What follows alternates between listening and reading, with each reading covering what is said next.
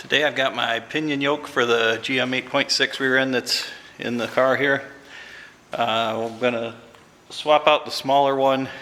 This new one does 1350 size U-joints. There's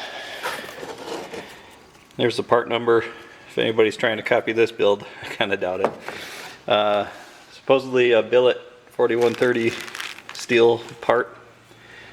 I mean, it looks machined to me.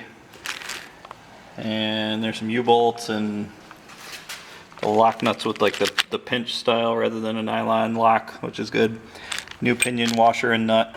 I'm thinking I'll just put this guy on and use the old pinion nut so I don't ruin the lock action on that one by putting it on and taking it off, because eventually the goal is to take out the pinion and the ring gear and swap it for a 373-to-1 gear and try to retain the posi center section from this 308 rear end. Alright, we'll get that done and then get our measurement for the drive shaft length and get that on order. Do a trip for work and come back, and maybe I can put it back together and just in time to take the whole drivetrain out to go through my wiring. I mean, sounds like a good time.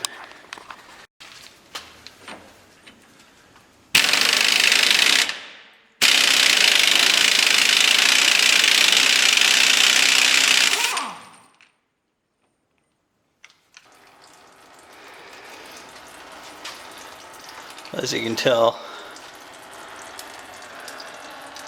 I pulled the thing out and I forgot the drain pan.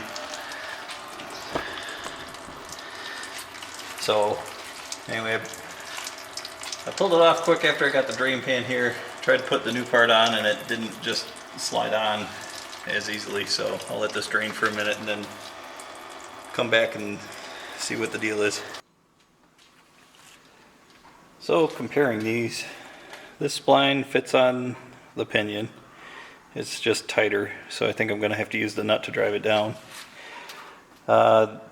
This diameter is larger than the new diameter, but I believe this oil flinger part has to be pressed off. I remember seeing one of the ads that said without flinger, and now I think I understand what that meant. As far as dimensions and anything being beefier than the other, the only real difference I saw was the bearing cap outer diameter. So this cap diameter is about 1/100th bigger than the old one. They're about the same width. They're about the same width this way. So honestly, I have more faith in factory parts usually, so probably I wouldn't bother doing this again. And talking to Cameron Powers, he just kind of talked me into upgrading if I'm going to spend the money to build the drive shaft anyway to 1350s versus the 3U size that GM put on. He said he went with a 3U size and just kept it stock and rolled with it, and he's running 8 seconds, but he said he doesn't recommend that for anybody. And honestly, I don't see too much difference. But these are probably easier to get if you break one.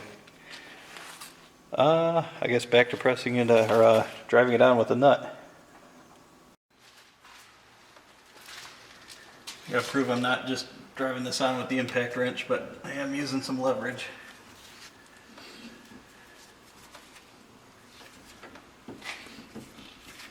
Oh, with the car on the ground, well, not on the ground, on 4 jack stands all on the suspension.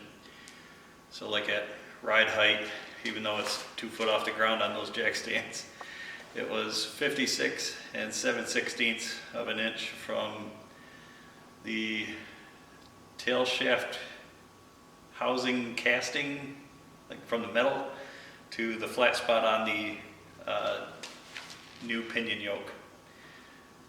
When I have it at full droop, like up on the hoist like this, hanging from the frame, it's 5 1/16. So I don't know if they need both measurements. They just said at ride height. So we'll go with 56 and 7/16. Sitting on jack stands, off the hoist. Had the rear end sitting on jack stands right under the coil springs. Also, the drive shaft shop is telling me if there's a threaded hole in the output shaft like that. I don't know if this is focusing at all. Anyway, there's a threaded hole in the back there. They said that means it's a 4x4 transmission, but this is a two-wheel drive transmission.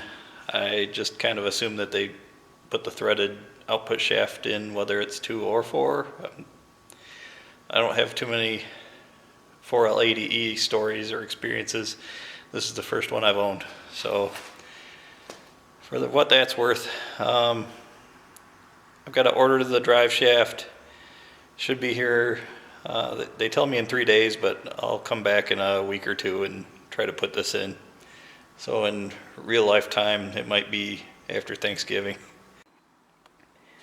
Big step today, we got the drive shaft. Sent all my measurements into CCI Driveline.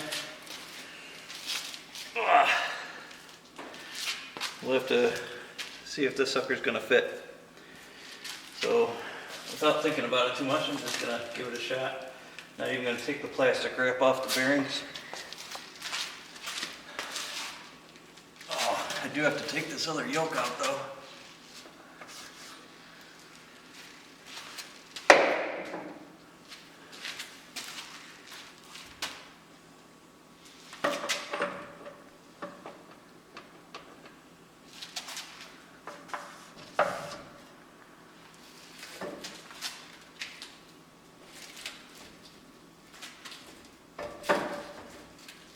The one thing I don't like, and I'm not sure I'm gonna stick with this yet, but I kept insisting that I have a truck transmission, and then I need this truck slip yoke. And let me give a perspective. He said because there's a threaded hole in the back of the transmission output shaft that I need this counterboard stubby yoke for the transmission, but this yoke also fits. It does not have a counterbore, and this thing slides all the way in.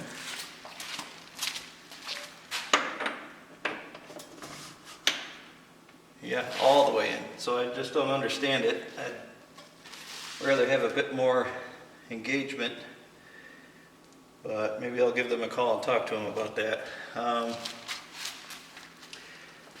Set it aside for now. One other thing we talked about was the pinion yoke that's on there doesn't seal. It's missing this outer piece of metal. There is a rubber seal on here, and I don't know what that seals to. I'm going to just check the pinion a moment. Yeah, that's still got a rubber lip seal on it. So this might be like a two-piece seal that I have to buy. I don't know. I'm going to have to look into that. All right, that's it for today's update.